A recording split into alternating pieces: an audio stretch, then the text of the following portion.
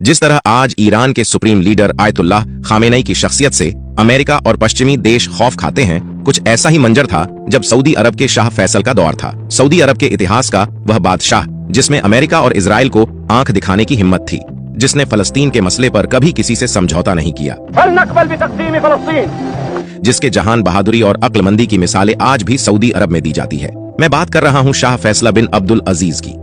आज की इस खास वीडियो में हम बात करेंगे कि कैसे एक 13 साल का लड़का अपने देश को रिप्रेजेंट करने लंदन तक पहुंच गया था, कैसे शाह फैसल अपने भाई को सत्ता से हटाकर सऊदी अरब के बादशाह बने।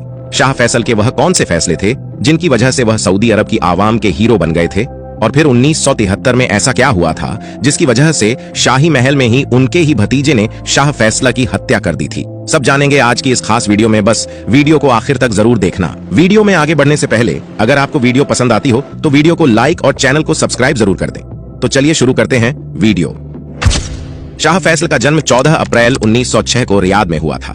उनके वालिद का नाम अब्दुल अजीज था। अब्दुल अजीज सऊदी अरब के वह बादशाह थे जिन्होंने ऐशो आराम को छोड़कर अपनी पूरी जिंदगी इस्लाम और सऊदी अरब की तरक्की में लगा दी थी। वह एक शानदार विजनरी बादशाह थे जो सऊदी अरब को मॉडर्नाइज करना चाहते थे। यही उम्मीद उन्होंने अपने बेटों से भी लगाई हुई थी, मगर कोई बेटा ऐसा नहीं था जो उनके सपनों के सऊदी अरब को संभाल सके सिवाय शाह फैसल के। बादशाह अब्दुल अजीज ने अपने तीसरे नंबर के बेटे शाह फैसल में वो दानिशमंदी, वो जहानत, वो समझदारी देखी जो किसी और में नहीं थी। शाह फैसल इतने बहादुर और ज़हीन दिमाग वाले थे कि सऊदी रॉयल फैमिली के बड़े बड़े लोग भी उनके फैसलों के आगे सर झुका दिया करते थे। शाह फैसल ने सिर्फ 9 साल की ही उम्र में कुरान पाक हिफ्ज कर लिया था और फिक़ह यानी इस्लामी कानून की पढ़ाई भी मुकम्मल कर ली थी। बादशाह अब्दुल अजीज को शाह फैसल में अपना उत्तराधिकारी नजर आता था। उनका मानना था कि मेरे बाद अगर कोई सऊदी अरब को संभालने की ताकत रखता है तो वह सिर्फ शाह फैसल है, और इसी वजह से बादशाह अब्दुल अजीज ने बचपन से ही शाह फैसल की मुश्किल तरीन तरबियत करनी शुरू कर दी थी। सऊदी अरब की तपती रेत और पहाड़ों पर शाह फैसल को घुड़सवारी, तीरंदाजी और जंग लड़ने के तौर तरीके सिखाए जाते थे।